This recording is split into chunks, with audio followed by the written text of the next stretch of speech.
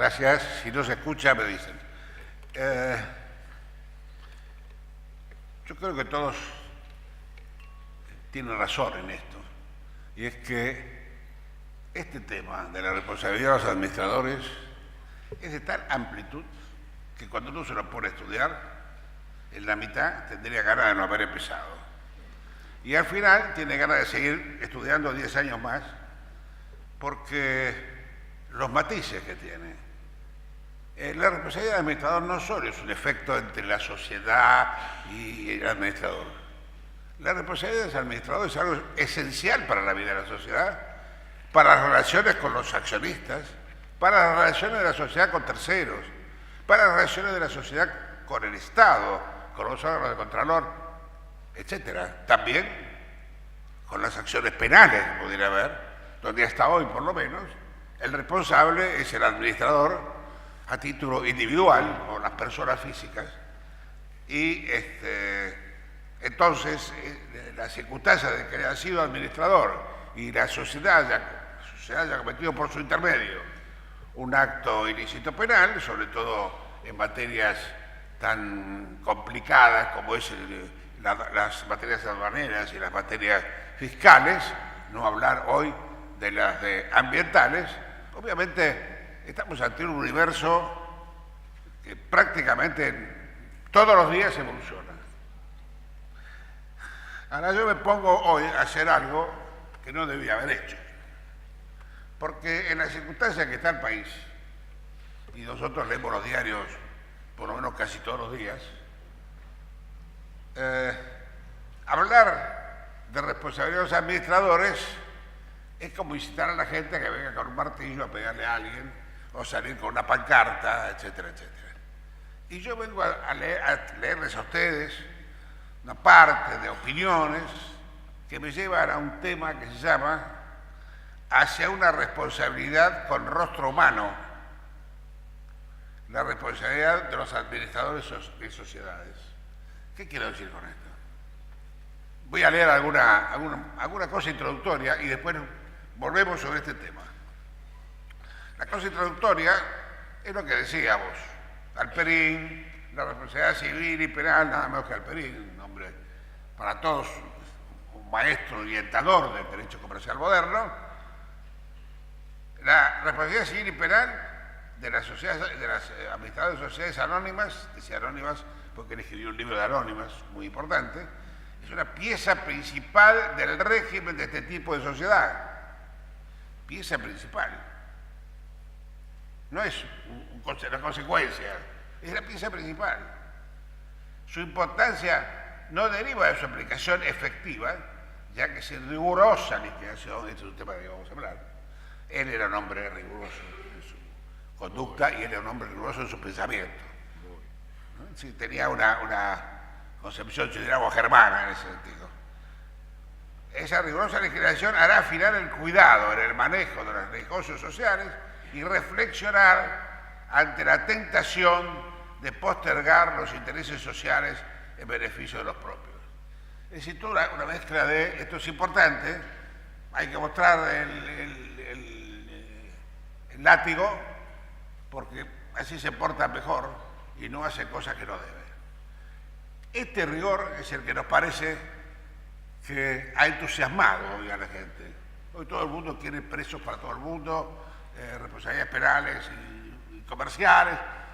Yo prescindo de unas cosas que están en los diarios hoy. Y esto es leal. Primero porque no tengo ninguno de esos casos. Y segundo, porque esto ya lo puse en el 2010, en Trelew, ante un auditorio que interesó mucho al doctor López Mesa, que me había invitado junto con Oliver de Chubut, pero que hizo que él estas orientaciones de las que voy a hablar lo pusiera en un fallo, dijera que lo había convencido, lo cual es un buen comienzo. Leo dos palabras. Fuente Quijano González, un español de Zaragoza importantísimo. Fuente inagotable de problemas. En mi dibujo,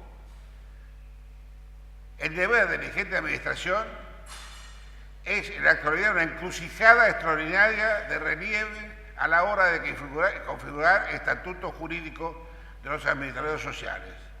En torno al mismo se anudan asuntos trascendentales para el funcionamiento de la sociedad.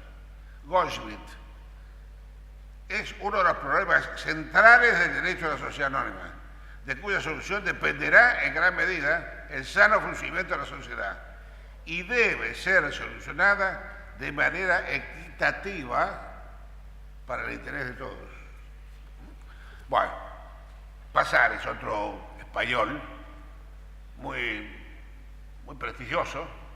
Dice: con todo soy consciente de que al hacer estas afirmaciones, escribía sobre los responsabilidades administradores, ya en 2005 creo que era, en nuestra cultura jurídica está tan interiorizado el paradigma institucional y la consideración imperativa de las normas sobre responsabilidades administradores que no parece fácil sacar adelante la propuesta. Él está propiciando una visión realista de la responsabilidad. Es decir, tenemos una visión institucional. Si usted es administrador, responde. No me diga más nada porque no tengo mucha voluntad de escucharlo. Entonces, ¿qué hacemos para que esto realmente pueda ser trabajado así? Bien, lo primero que tenemos que hacer es darnos cuenta que la otra mitad, para decir algo así, de la doctrina dice lo contrario. Entonces, la exposición de motivos de la Ley de Sociedad Anónima Española del 51, modificada, decía: este sistema está previsto para asegurar, 51, época franquista, la pureza administrativa que es norma y blasón de la mayoría de las empresas españolas. ¿No? Entonces, somos rígidos, a los que se portan mal los castigamos y queremos conservar la pureza de la sociedad anónima. Una especie de declaración casi nacionalista, ¿verdad? Nuestras sociedades son las mejores. Hay un autor que si lo lee 10 veces no sabe lo que dice, pero yo tampoco lo sé, pero sí que dice cosas contradictorias muy interesantes. Bisbal Méndez dice: los administradores forman parte de una categoría de sujetos prestos a explotar su posición en perjuicio de quienes han depositado en ellos su confianza. Por eso hay que vigilarles, por eso conviene ante todo hablar de su responsabilidad, por eso es aconsejable extremar el rigor y por eso resulta preciso rodear su campo de actuación con serios avisos penales. Después de esto, hay alguno que quiere ser administrador, pase por aquí y lo registramos. Todos estamos de acuerdo, dice, con esto que había afirmado, pero después dice: vigilancia, responsabilidad, rigor y recientemente tipificación de delitos societarios. ¿Por qué solo son útiles pero indignos de confianza? ¿Por qué solo son útiles los administradores pero indignos de confianza? Malamente podremos avanzar si tenemos esa idea preconcebida de quienes profesionalmente se ocupan de la gestión de la riqueza nacional. Entonces, ¿qué dijo? Dijo lo primero y bueno, dijo lo segundo. La verdad, no sé. Pero ven como hay dos poros bien apoyados. Es decir, ojo, hay que cuidar a esta gente. Y el otro, bueno, señor, démosle el lugar que ellos tienen. En nuestro sistema hay una serie de normas bastante importantes en el sentido, empezando por el 59, 72, 81, 121. Bueno, no leo más porque ustedes no lo van a registrar. Muchos autores han criticado el sistema porque dicen que está mal, no se entiende. Por ejemplo, Cabarelas dice: la simpleza inédita del 59 y mejor aún del Código Civil, si la empresa de jueces provisto de voluntad reparadora y de elementos organizativos mínimos, es decir, jueces que saben de lo que están hablando, cortaría los inútiles nudos gordianos que se tejen alrededor de 274. 274 que habla de la sociedad anónima. Entonces, un jurista, voy a leer lo que dice, Víctor lo dice: el artículo 274 es conflictivo, disperso e ineficaz. Y otro autor, Ferrer, dice: advertimos que la norma no es más que un conjunto de términos jurídicos que en el estricto derecho carecen de coherencia y que obligan al intérprete a buscar explicaciones artificiosas, como la que hemos hecho, y que no obstante el artificio o cualquier otro, el 274 resulta un enigma ininteligible sin una tarea creadora del intérprete. Entonces imagínense que ustedes están a merced del intérprete. Si el intérprete es buenito, los perdona. Si no es muy buenito, lo condena. Y así tenemos al pueblo diciéndole, cuidado con lo que te va a pasar. Pues puede pasar que no te pase nada, pero pues se lo contrae con la misma conducta. Otro solo dice que se necesita un superhombre. Y un autor importante señaló en un congreso que tuve oportunidad de estar, y luego en un trabajo, se irá perdiendo el verdadero sentido de poder contar, al frente de sus deseos comerciales con buenos hombres de negocios.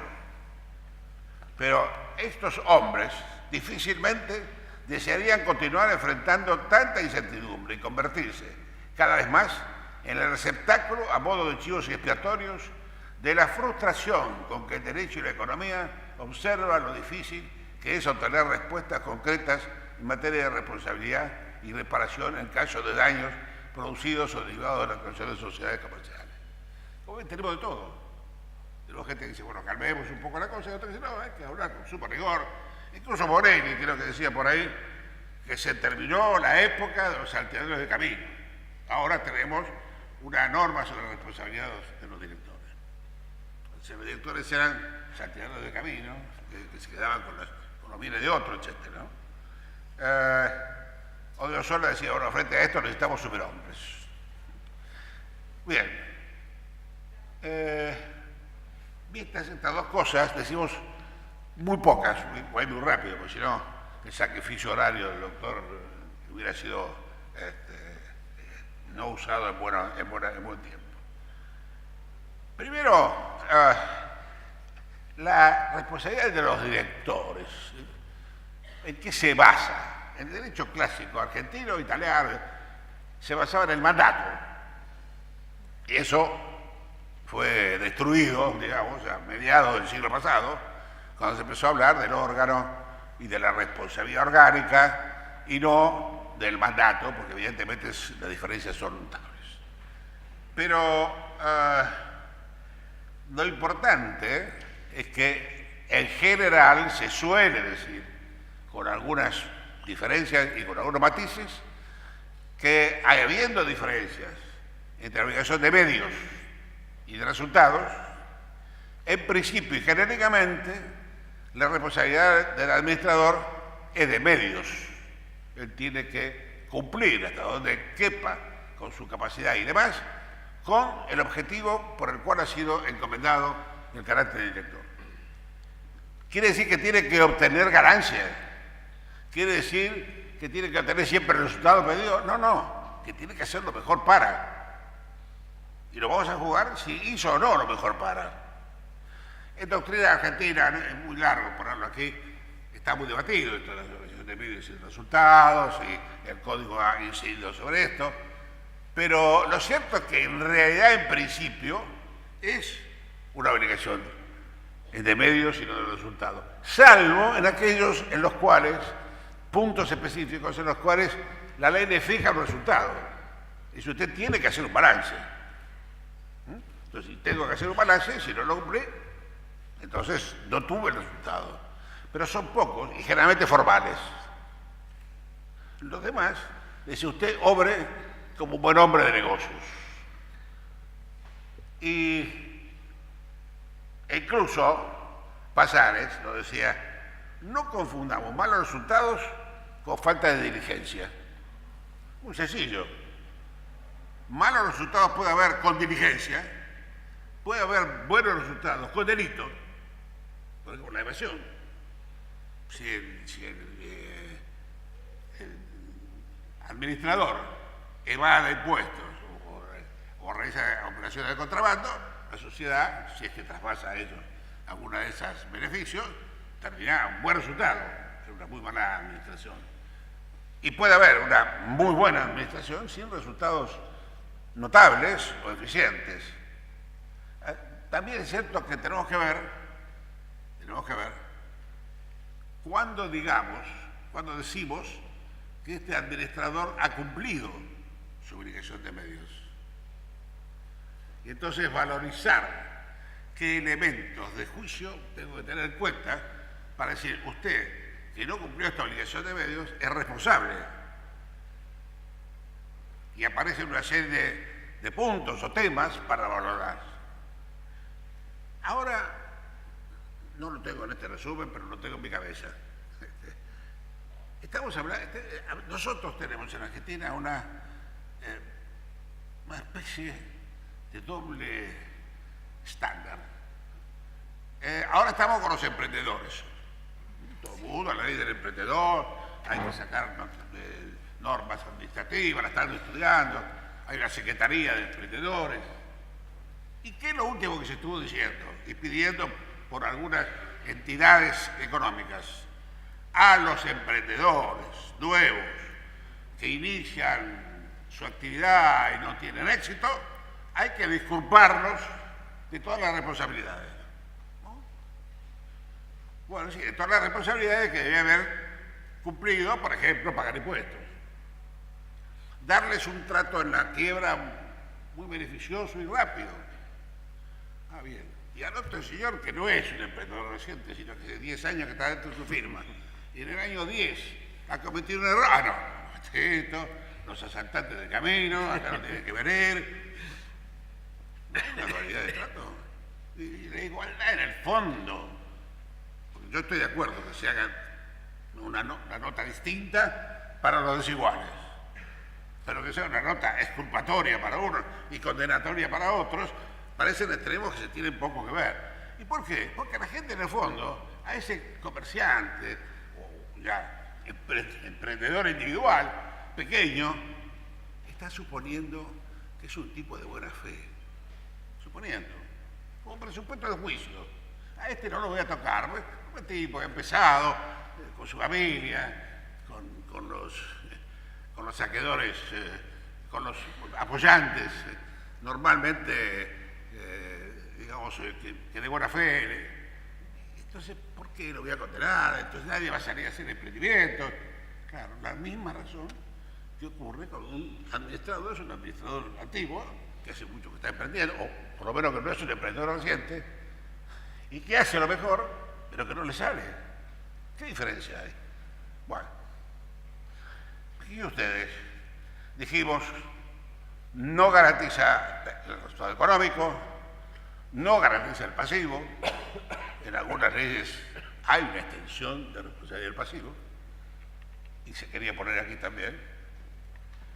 Y en una frase interesante, Alperín dijo, debe dedicar al desempeño de su cargo todo el tiempo y atención necesaria.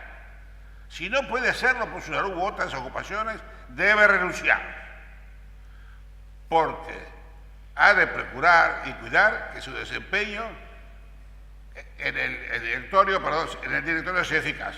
De lo contrario, cae en culpa grave. Si él se enfermó y no fue a cumplir, que tiene culpa grave. No se vaya a enfermar. Por ejemplo, yo acá casi me caigo, no puedo decir nada de eso. Y dijo una frase que todos los comercialistas viejos recordamos. Y lo dijo en un expediente donde yo era parte, porque yo era presidente de la Comisión de Valores, un expediente de la Comisión de Valores. Le dijo a un notable hombre de las ciencias económicas argentinas, que desempeñó cargos importantísimos, que aceptó un cargo en una pequeña sociedad que resultó un fiasco, y evidentemente una estafa en alguna medida, y le dijo, señor, porque me dijo, mire, yo la verdad es que no me enteré. No iba a las reuniones, y bueno, de repente pasó esto, no pude hacer nada. Señor, usted tiene que ocuparse todo el día, etcétera, etcétera. Y además, el cargo de director no es una sinecura. Esto es una frase que nos ha quedado todo. ¿Qué quiere decir? Señor, a usted no le dan un premio para ser director y entonces lo premian para que esté allí ocupando un puesto, le dan unos pesos, pero nada más. No. Usted tiene que ocupar en serio. no es una cosa que le damos para darle honores y dinero. Usted tiene que responder y el cargo de director no es una sinecura. Estamos otra vez en esa visión, digamos, dura, exigente, que a veces uno dice, pero como si el señor no iba a la reunión de directorio, no tomó ninguna decisión, todo el mundo lo decía, ¿por qué mantener sancionado? Y bueno, porque usted aceptó el cargo de director y yo me lo pensé. Esto es lo que de alguna manera está detrás. El origen de la responsabilidad es el origen de la ley. Por eso, decía bien el doctor Rodman, ahí tiene algo que ver el orden público, y tiene que ver la renunciabilidad o no renunciabilidad, y que tiene que ver con algo, con la responsabilidad, la remuneración. Nuestro código es un poco malo. Porque cuando habla de remuneración, habla que tiene que haber remuneración sobre la posibilidad de obtener dividendos de la empresa o ganancias. Si no hay ganancia, en principio no hay remuneración, salvo que me lo diga de una manera especial y me lo justifique por haber tenido funciones especiales, etc. Si no, no. O sea, que toma una empresa que no está muy bien y pone medios empresariales, administrativos, etcétera, organizativos, la levanta adelante después de un año y medio, no ganó nada, no, y bueno, lamento, no le damos nada. Entonces, esto también es una incongruencia, pero bueno, es una de las tantas que tenemos. Tampoco se exige una profesión especial. Para ser director no se necesita ser administrador de empresas, abogado o cosa parecida. No, yo diría que el administrador de empresas tiene que ser mejor un hombre que conozca bien el mundo de la empresa. Yo pongo un señor que es administrador de empresas y no sabe nada de minería y entonces envenena a todo San Juan. Yo creo que encontramos errores aquí. El director es un director amplio de la gestión que conoce su materia y conoce la gestión de un grupo humano que tiene que salir a conseguir objetivos. Por lo tanto, el título puede ser interesante, pero no solo no es requerido, sino que a veces puede ser redundante. Bien. También nos importa, y vamos de a poquito, cuanto me falta nada,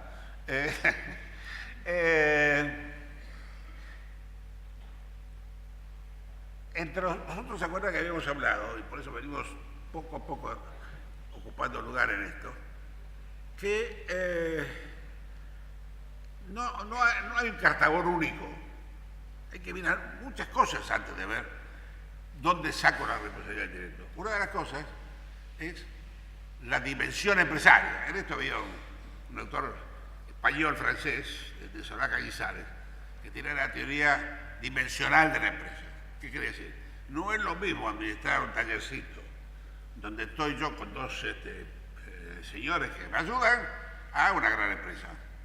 El criterio dimensional es muy importante. Por varias cosas. Primero, en el tallercito es probable que yo esté al día de todas las cosas que pasan en el taller. Si a un auto se lo arreglo mal, yo no podré decir que no tengo nada que ver. Pero en una empresa grande, enorme, ¿cómo hago yo, director, para saber lo que está haciendo cada uno de los 2.500 empleados cada minuto? Entonces, mi responsabilidad no puede ser estar en cada cosa y hacerme responsable de todas las cosas que hagan, aun cuando yo no le haya dado ni orientación de que lo haga, ni permiso para que lo haga, ni tenga la posibilidad él de hacer lo que hace por sí mismo. ¿Cómo hago? Entonces allí la cosa viene por el lado de las pautas de la administración en sí misma. Es decir, hay que poner más pautas de una buena administración en el gran empresario que en el otro. ¿Pero pautas para qué? Para decirle, señor, usted lo primero que tiene que hacer es hacer una buena organización, lo que llaman los de administración de empresas, misiones, funciones, de cada uno de los señores, y de ahí tiene que resultar una organización adecuada para detectar las ventajas, las desventajas y el cuidado, la vigilancia de la empresa. Yo tengo que organizar la empresa para que sea una empresa que fluya de manera razonable y que si hay problemas, los problemas se detecten. Ahora, ¿eso quiere decir que me hago cargo de todo lo que pase? No. Lo que puede pasar, siempre pongo el caso, no sé por qué, de un tesorero que es director de la empresa, que bueno, tiene a su cargo toda la tesorería, Y un día hace una buena valijita, mucha platita que había en los bancos, etcétera, etcétera, y libra cheques a favor de amigos, y se va. Y el lunes siguiente viene y dice, no, faltó el tesorero, ¿qué pasó? No hay nada en la caja. ¿Es responsable el presidente? ¿Es responsable el directorio? ¿Es responsable él? Entonces, cuidado, si yo tengo una organización adecuada, en la cual detecte la posibilidad de que puede ser mañana motivos de dificultad, si la tengo detectada y la tengo cuidada, pues lo que supere eso es una cuestión humana. Es una cuestión humana. Dentro de las cuestiones de la vida están estas cosas. El señor que era totalmente confiable terminó de serlo. Los procedimientos que eran adecuados, se le encontró una salida. Un señor a través del hackeo pues me sacó las cuentas. Es responsable del directorio porque le hackearon las cuentas. Bueno, me parece que estamos llegando un poco cerca. Entonces, una cosa es la pequeña empresa en la cual yo no puedo exigirle todas las cosas de conocimiento técnico general que le exige a un gran presidente. Yo no le puedo decir al señor del tallercito que él es responsable por no haber depositado esto, aquello, lo demás allá, porque es probable que él no lo conociera, que se le entregara a un contador amigo que se lo hizo. Y bueno, entonces para ver si el hombre es irresponsable, yo tengo que ver si realmente estaba dentro de las facilidades humanas de esa persona haber tenido este conocimiento. Porque si no corremos un peligro que a mí me pasó, perdón que lo haga así tan personal, siendo presidente de la Comisión de Valores, vino una empleada muy categorizada de la Comisión de Valores y me dice, la empresa tal está en sanción de pago. ¿Cómo? Tal empresa, una empresa grandísima. Pero peor es que ya le había dado traslado a la empresa. Entonces la empresa vino con un ejército a querer morir. Vamos a ver. Si es verdad lo que dice la contadora, póngase la mano en ese remojo. Si no, vamos a ver. Entonces la vi a la contadora y la contadora me venía a decir estas cosas, puntos exclusivamente formales. Porque el índice de liquidez y el índice de no sé cuánto y aquel otro, usted conoce lo que estará pensando este directorio con una huelga o sin ella, con todos los problemas que hay en el país en este momento. Vamos a hacer una cosa, váyase a este directorio y siéntese con los directores durante 15 días y vuelve a decir. La volvió casi llorando. Dice, usted tiene razón. Manejar esa empresa es un monstruo de tal envergadura que las tonterías que yo puse allí no se puede fijar prácticamente nunca, no sé que alguno se la vaya y tampoco en la cara. La empresa siguió muchos años trabajando bien y no hubo problema. Pero esto muestra cómo a veces nuestro gran arsenal de cuestiones para ver cuándo se maneja bien o mal una empresa tiene que ser usado de acuerdo con la empresa de que se trate y la capacidad de la persona que la maneja. Al pequeño taller, yo no le puedo decir lo mismo que le digo a la gran empresa. Señor, usted no puede entrar en un error de carácter fiscal que signifique un delito fiscal. Sí, pero el pequeño señor ahora de las sociedades, digamos, llamadas, no sé cómo las llamamos, pero se llaman de distinta manera, las sociedades del capítulo cuarto. Algunos le llaman irregulares, que no son irregulares, a otros le llaman sociedades innominadas. Bueno, algunas de estas sociedades que se forman de una manera así casi espontánea, que desde la época del código original argentino no se han podido eliminar. ¿Y por qué se van a eliminar? Porque era una cuestión formalista de la gente de 1800 que decía, todo el señor que es comerciante va y se inscribe y lleva libro. Si no se inscribe y lleva libro, señor, ya, con usted no hay nada. No me presente un concurso, no quiera hacer valer sus libros. Y entonces, si yo lo hace, y bueno, es una sociedad irregular, y entonces todos los socios son responsables, el contrato no se aplica, pueden disolverse cuando quiera. Una cosa dramática. Hasta que llegamos a la conclusión de que todo eso no tenía sentido. ¿Por qué? Porque había pasado 100 años del código y seguíamos teniendo la mayoría de sociedades irregulares y de hecho, muchas. ¿Y por qué era? Porque la gente lo decía, porque así salía. no quiero hacer una comparación con lo que dijo ayer el doctor Lorenzetti sobre el tema de la regulación del patrimonio, ¿no? Son cosas distintas. Pero lo cierto que aquí la ley lo que hizo fue tomar la realidad. La gente que hace, bueno, si son tipos previsores, etcétera, hace una norma. Si no, hace una SRL para el negocio más chico. Ni se les ocurre hacer una comandita para acción, todas esas cosas que están ya para el museo jurídico. Pero se les ocurre hacer una sociedad. No. Entonces, ¿qué pasa? Y bueno, pasa entonces esta irregularidad. Por supuesto, lo del fisco, eso ya lo subió hace tiempo. El señor ese es un contribuyente individual y no importa que sea una sociedad de hecho o lo que fuere. Lo reconozco igual. No tiene libro, no importa. Porque tengo que cobrar el impuesto. Pero en muchos aspectos de la vida económica se ve un poco marginado. Y ahora no lo hemos marginado y le hemos dado la posibilidad de que siga adelante, que sea incluso el empresario individual con responsabilidad limitada. ¿Y qué pasa con él, que es un empresario individual de responsabilidad limitada, con respecto a la responsabilidad de los administradores? Si es el mismo un administrador, es un tema. Si no lo es, le puede aplicar la regla general de responsabilidad en la medida en que la empresa que haya formado individual tenga una vida tal que exija para su administración ciertos parámetros, digamos, especiales. Hay ramos que son muy específicos. Por ejemplo, no se puede administrar un banco, una compañía de seguros, ¿no es cierto? Incluso los agentes de oferta pública que ha traído ahora la última ley y que están renovándose ahora con la revisión de esta ley. ¿Por qué? Porque hacen a operaciones en las cuales hay un cierto interés público, llamémoslo así, y tengamos cuidado porque se van a enojar muchos de los banqueros por decir que no son una entidad de interés público, no, pero manejan privadamente intereses que hacen a la solidez de la vida económica nacional. Entonces, sobre ellos hay una cierta especial cuidado, ¿cierto?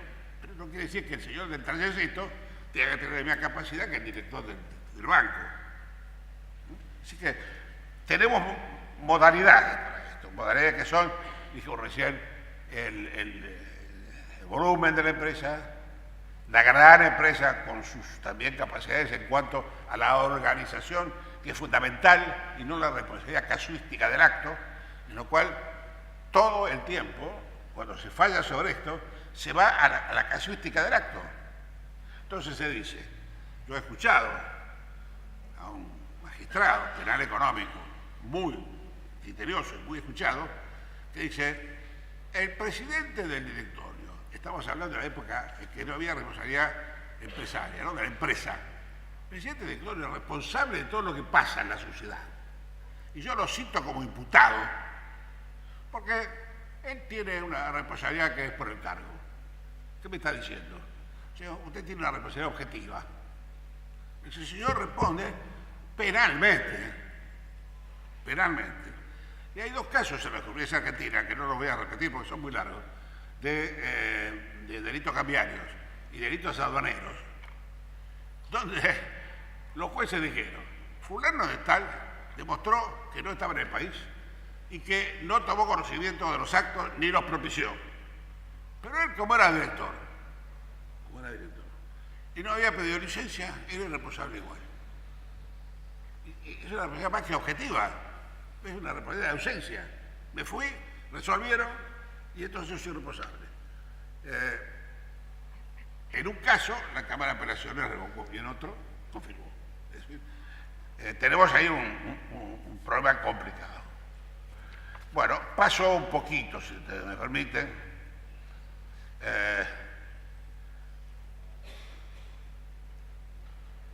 La dimensión de la sociedad ya lo vimos, ¿no es cierto? También en la dimensión de la sociedad hay otro tema que el doctor Reutemann tocó y que ahora vamos a tener en especial cuidado, que es el tema de la función delegada. Es decir, el director que se ocupa de un determinado sector de la vida social y es resuelto eso en la asamblea que lo nombra o por el directorio, ese señor va a tener responsabilidades especiales. Pero ese señor va a deslindar o a sacar de la responsabilidad al resto del directorio? La respuesta, por lo menos que yo he escuchado, y yo he hecho también de la vida de mi cátedra, es, no, esos señores son también responsables. Porque como directores, no, me equivoqué. En todo el mundo, hoy, en todo el mundo, se diferencia la situación del director normal del director delegado.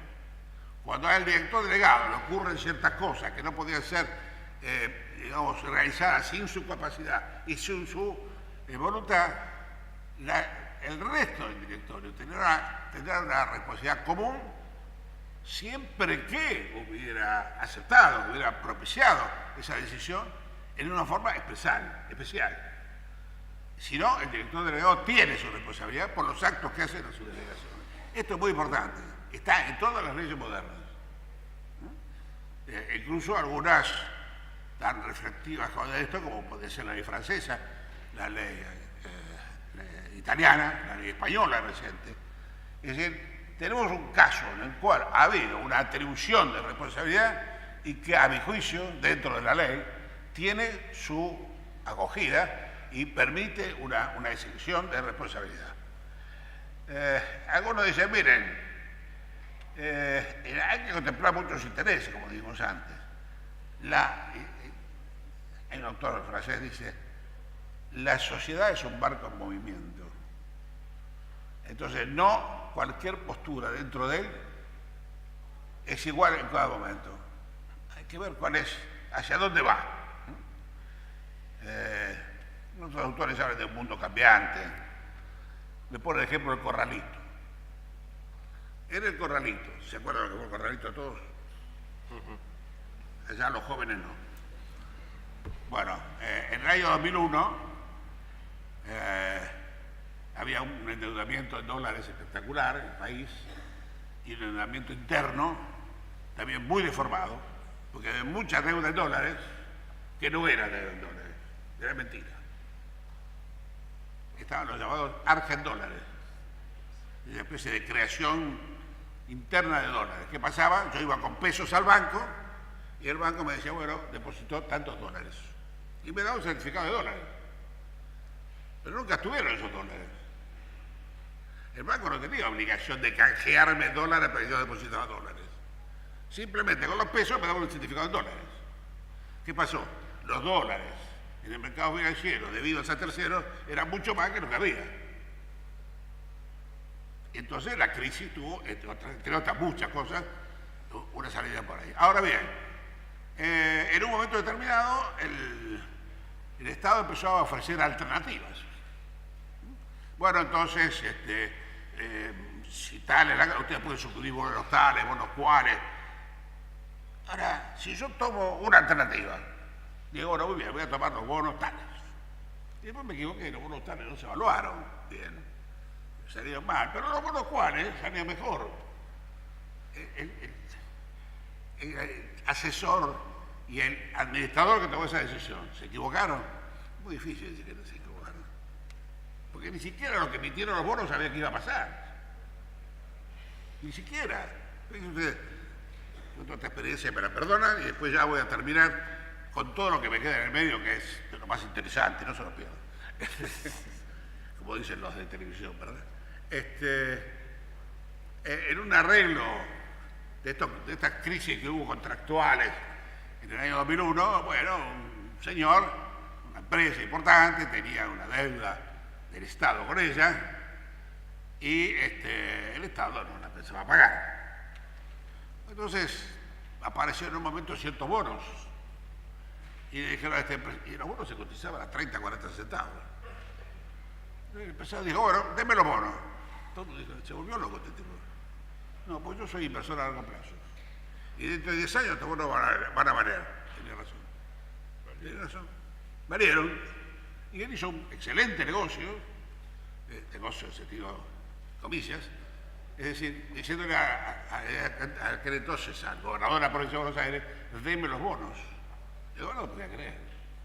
Lo ofreció como diciendo, te estoy ofreciendo algo. Denme los bonos. Bueno, le dieron los bonos. ¿Qué pasó? Los bonos se pagaron. El que hubiera tomado una decisión contraria, no sé si hubiera acertado tanto.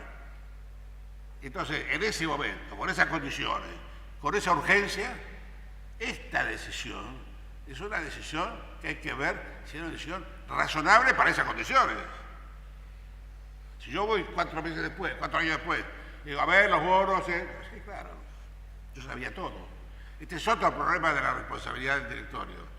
El juzgamiento generalmente es un juzgamiento retrospectivo. Pasó tal cosa y por lo tanto sos responsable.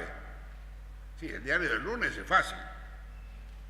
Pero era posible en aquel momento creer que esa mala situación se iba a presentar. O el señor resolvió lo que era razonable y después salió mal. Yo tuve un caso también, disculpe, no más de caso. Un señor que fabricaba máquinas de tejer. ¿Se acuerdan? La máquina de tejer. Bueno, de repente, 6 meses se le acabó el negocio. Nadie más compraba tal máquina de tejer. Y él tenía 2 plantas enormes. Una recién puesta, con maquinaria nueva, y un montón de materia prima y de máquinas fabricadas, y no las podía colocar. ¿Por qué? Porque se fue el mercado. Alguien podía decir que ese mercado se terminaba, quizá un economista muy perspicaz me había dicho, cuidado, ¿eh? Pero en general nadie lo pensaba. Y lo animaron a él a comprar la segunda planta. Bueno, la empresa se liquidó, alcanzó para pagar a todo el mundo, sí, un poco a los tirones, pero yo no puedo decir que ese hombre se equivocó, o que es responsable frente a los saqueadores. De manera que creo que es importante seguir teniendo en cuenta los parámetros, ¿verdad? Ahora, 2 cosas rápidas, que no son para trabajar rápido, pero no importa. Una, el tema de la culpa, porque el artículo 59 y el 274 y la prelación de normas que estableció muy bien el doctor Reutemann no son claros. Por eso la gente dice ininteligible, porque en un caso habla de culpa, en otro caso habla de culpa grave. Y el doctor Rivera, que tiene un excelente artículo en esta revista en el año 2001, dice, un momentito, el 274, que se habla de las sociedades, tiene varias partes. Parte 1, la responsabilidad por culpa o no diligencia en sus negocios. La segunda es la que en alguna medida dice, finaliza el párrafo o cualquier otro acto realizado con dolo o culpa grave. Entonces alguno dice, no, mira, el primer párrafo es muy claro, que si hay falta de lealtad o falta de diligencia, hay responsabilidad. ¿Y el otro para qué es? Y para otro, no. Si habla otro acto en estas condiciones, que quiere decir que los primeros también tenían esas condiciones. No sé si me explico. Es decir, cuando la parte final dice cualquier otro acto cumplido con dolo o culpa grave, cualquier otro, quiere decir que ellos también son de dolo o culpa grave. Porque si no, se hace aquella cosa ininteligible que la gente dice. Claro, ahora se dice, un momentito, hay un caso especial. El código nuevo, el artículo 150 o 160, habla de que los administradores de las sociedades son, de las personas jurídicas, son solidariamente responsables en caso de dolo o culpa. Y después sociedades anónimas no está tratada en el código, salvo la reforma de algunos artículos, pero el 274, famoso, quedó sin reformar. Por lo cual habla de dolo o culpa grave. ¿Se aplica la norma general para personas jurídicas o se aplica esta especial? Lo que nos enseñaba Reutemann. ¿Cuál es la jerarquía de las normas? Porque si yo con una norma especial dejo sin efecto una general, me parece que esto es un poco contrario a lo que hemos enseñado de las normas derogatorias generales y especiales. La norma especial no deroga la general, sino que tiene un caso diferente de aquel. Y entonces, desde ese punto de vista, se dice, no, pero además la culpa grave y leve no está en nuestro código.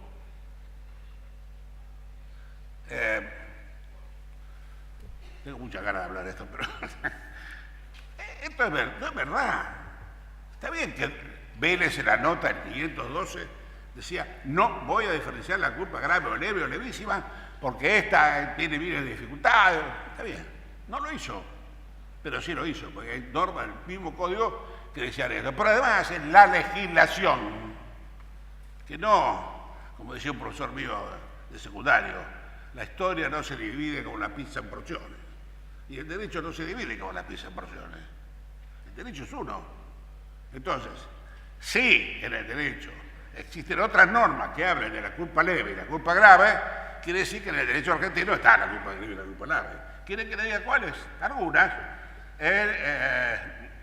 José Iturrapé dice que esto no, ni mencionarlo. Pero bueno, no está hoy, así que me salvo. En el fiduciario de los debentures, en el 358 en aquel entonces, la 17, la ley de seguros, tiene 3 o 4 artículos sobre la culpa grave. Hay algunos que hablan de la culpa leve en el seguro de vida. La 24522, daños y perjuicios en la petición de la quiebra. El peticionante responsable solo de culpa grave. El decreto 5965, culpa grave en materia de letra de cambio, en la pérdida y otras, no solo la pérdida, sino en el abuso del uso de cheque o de la letra de cambio. Por lo tanto, en el derecho argentino hay culpa grave y grave. Ahora, el que no lo haya tan expresamente en el Código Nuevo, ¿qué quiere decir? No quiere decir nada. Quiere decir que está jodido, es que dice todo lo que dicen. ¿No? Y Borelli, quien antes decía, cuidado con los asaltantes de caminos, dice, esto es, la ley perdona a los administradores los errores cometidos en el ejercicio diligente de sus poderes discrecionales, aun si se trata de errores graves y evitables por otros administradores más competentes. Borelli, una luz ¿sí? que nos ilumina hace un siglo. Y Alonso Oreva, un español actual, dice, hay una reserva de una zona de impunidad. Bien. No voy a decir más sobre esto.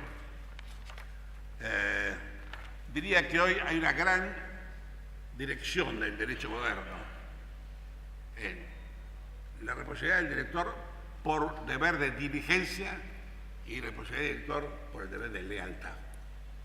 Hay otros deberes, los formales que dijimos, llevar los libros, pero estos son los fundamentales.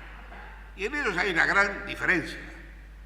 En los daños que se producen por falta de deber de lealtad son más claros, son más difíciles de que el director pueda ignorarlos, porque si realmente la lealtad quiere decir que hay un hecho deliberado, buscado por aquel que está haciendo una conducta que viola la confianza que se otorgó.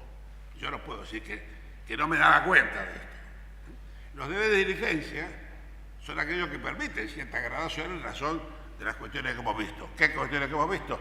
La dimensión de la empresa, el ramo de que se trata, la colocación en el mundo de los negocios en aquel momento. Hay un autor italiano, Galetti, que dice, al administrador hay que juzgarlo de acuerdo con su mundo y su facticidad. Qué linda frase. No. Quiere decir, como pasó en aquel caso, yo decía de la empleada de la Comisión de Valores, métase en la empresa y vea qué pasaba con ese director en aquel momento. Y ahí dígame si es responsable. No venga después con el pasado y dice, bueno, usted estuvo mal. Creo que ya estamos dando vuelta un poco la cosa. Bueno, la ciencia de la administración tiene un montón de hablado para estas cosas. Y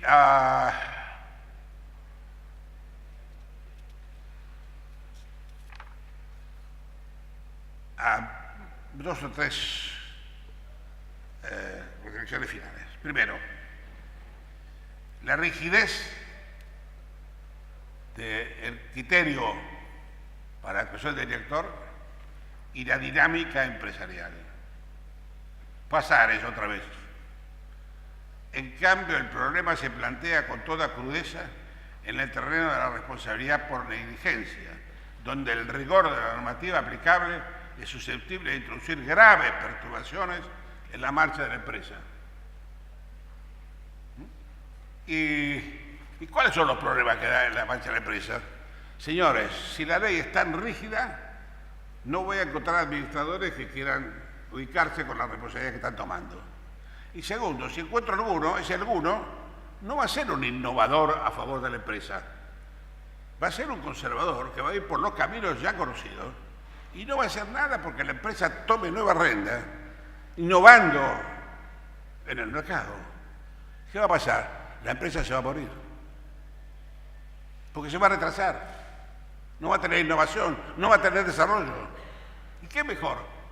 Retrasar a las empresas, pero no perjudicar a 4 o 5 señores, o muchos, que han confiado en un señor y luego no ha resultado. Yo creo que lo mejor es apostar para la empresa bien administrada, o por lo menos lealmente administrada. Y no decirle, cuidado que vamos a correr. Te vamos a perseguir, civil, comercial, penal, aduanero, previsión social, medio ambiente, derecho a la competencia. Seguimos, aduanero, dije ya. Sí. De acuerdo, la responsabilidad ambiental en este momento está teniendo tanta importancia que hay empresas que tenían temas de responsabilidad ambiental que se han disuelto, porque no pueden seguir, porque no encuentran nadie que quiera tomar esa responsabilidad.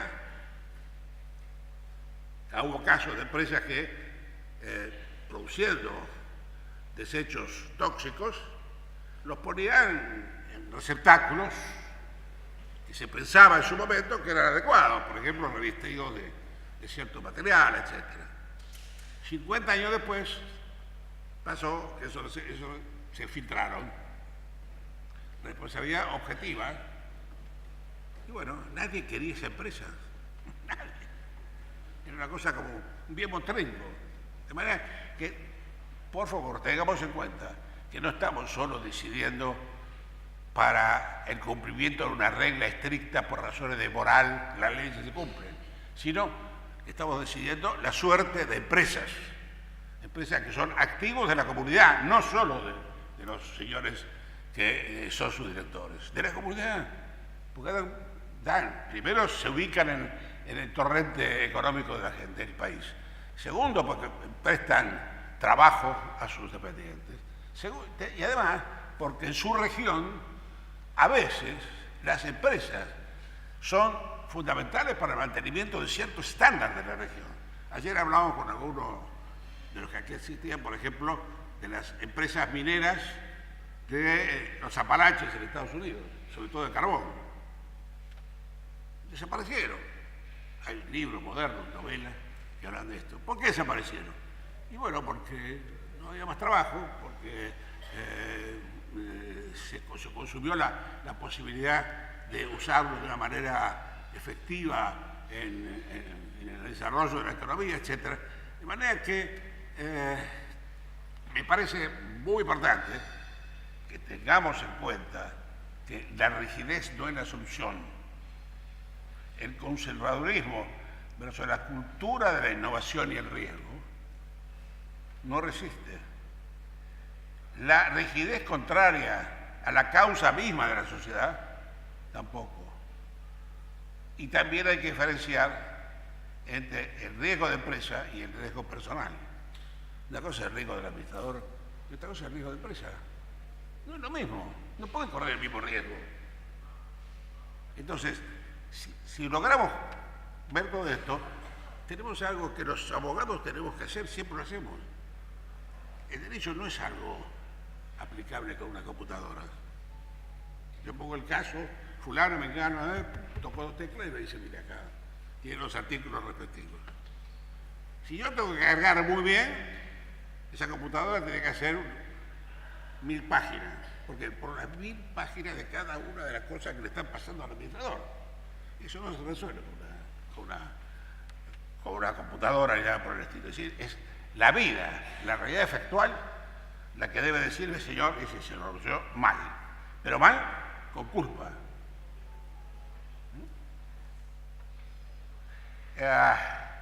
también uno de los autores que decía antes, el acento sobre los deberes. No se tienen muchas responsabilidades, sino muchos deberes. No hablar de responsabilidades, Gagliardo, sin ver antes los deberes o obligaciones incumplidas. ¿Por qué? Porque tengo que ver el rostro humano. El Señor, cuando se le exigía tantas cosas, ¿podía haberlas cumplido? ¿Podía cumplir un hombre normal? ¿Podía haber cumplido todo lo que le pedimos?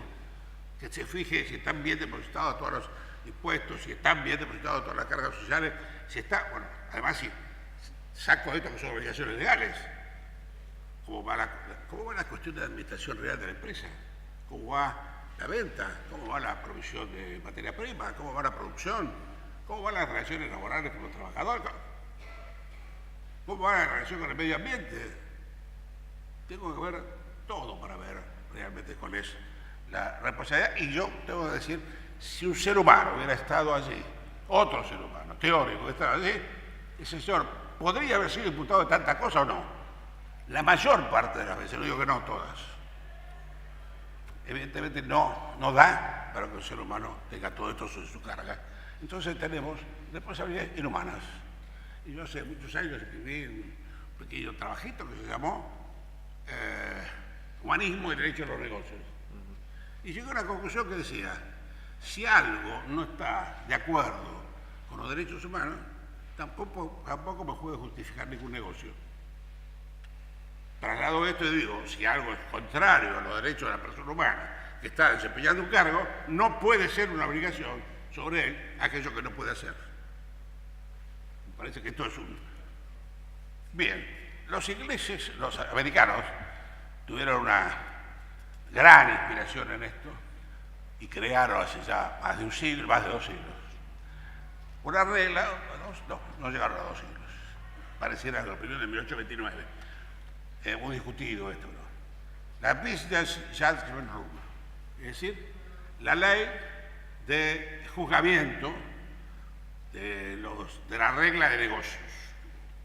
Es decir, el juez no puede suplantar al empresario al tomar decisiones, porque bueno, le dieron que administre la empresa, ni es un especialista, pero sí tiene que darse cuenta que aquellas decisiones tomadas en el fluir de los negocios, que son normalmente decisiones que puede hacer un hombre cualquiera, aunque equivocado, no se puede meter en ello.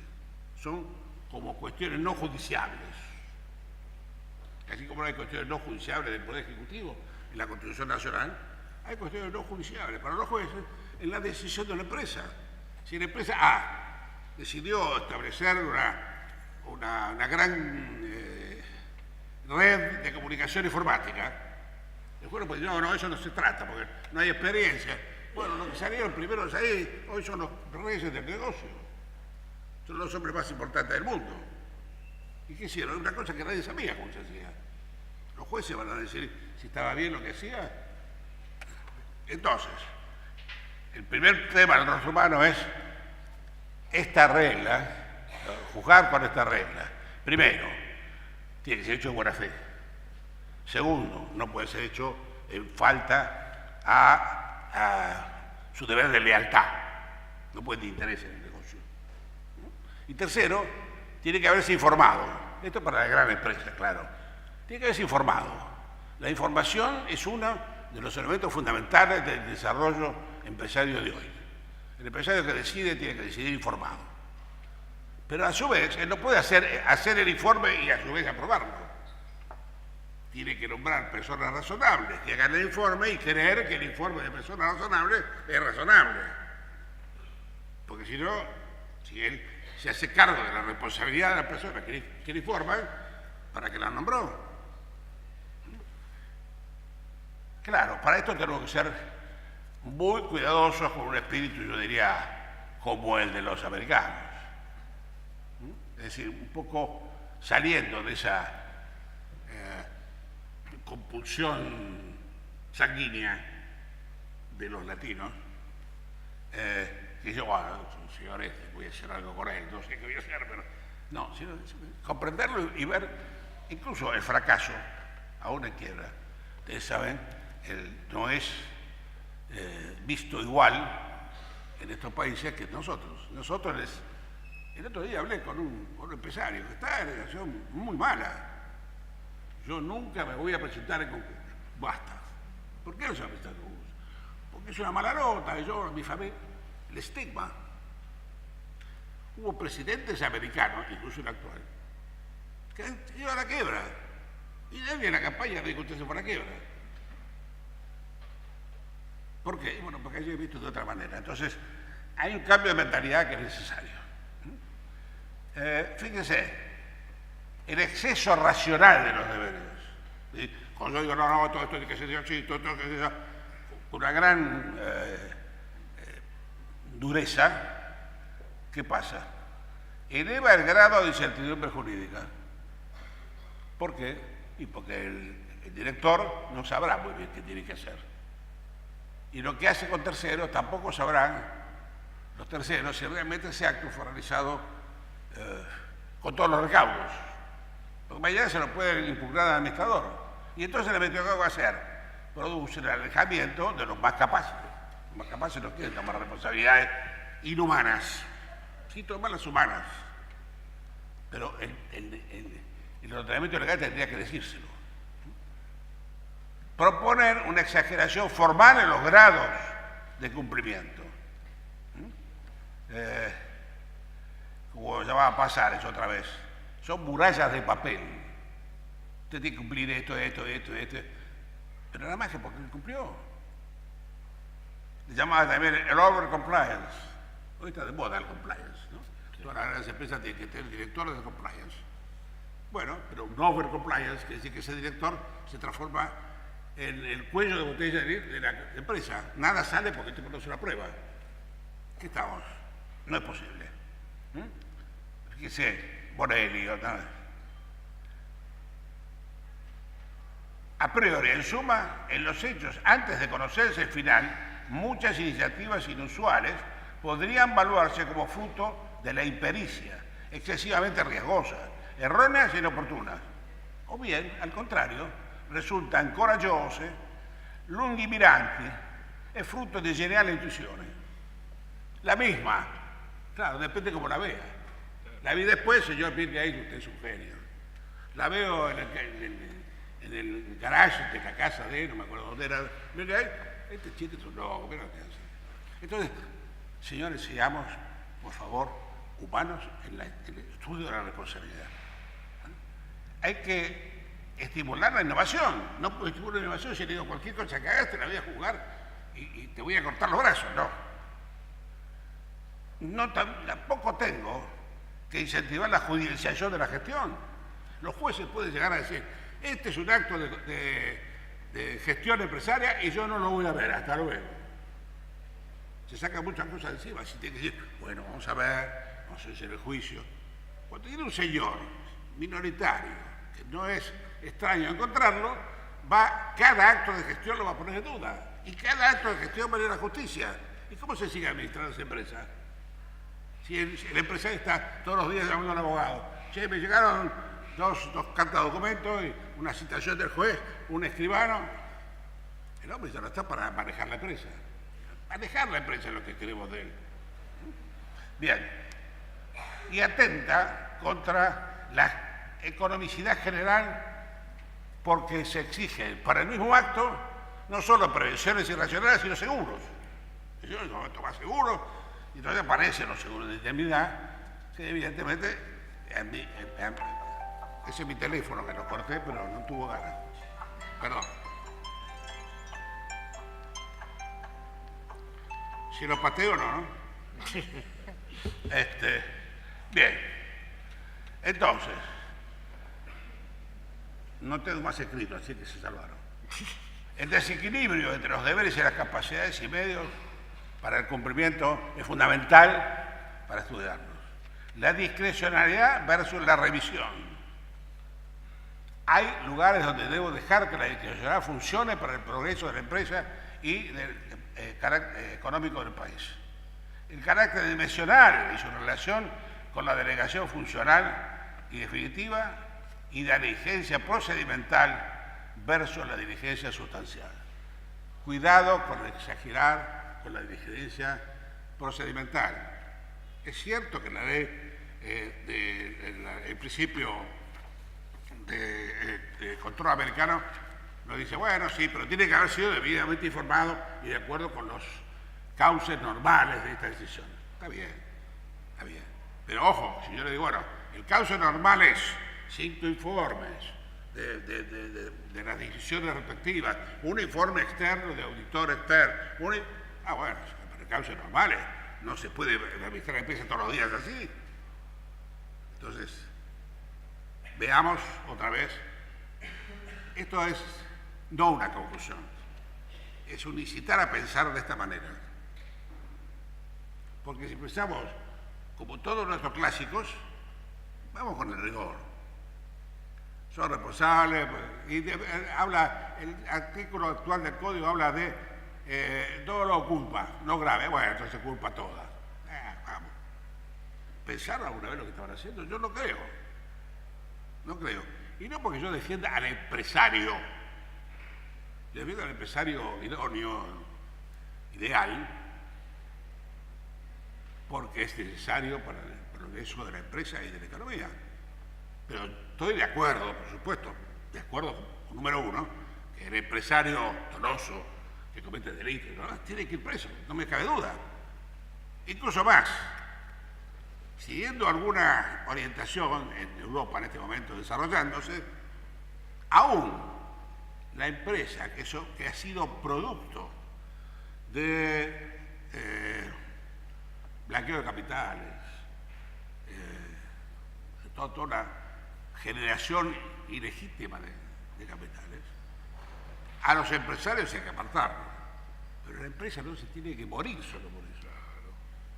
La empresa que ha sido de ese empresario se compró una fábrica de, qué sé yo, una empresa lechera, que tiene que ver el narcotráfico con la empresa lechera. Y bueno, entonces la empresa lechera seguirá administrada por otros, incluso de acuerdo con una ley, pasando el Estado, pero no tiene por qué la empresa ser sacrificada.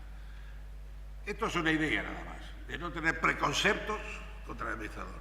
Yo no lo tengo, pero tampoco tengo una idea de que todo administrador es una buena persona y queda indemne de ningún delito, de ninguna irregularidad.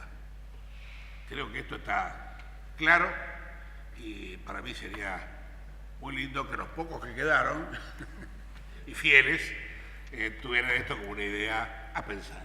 Gracias.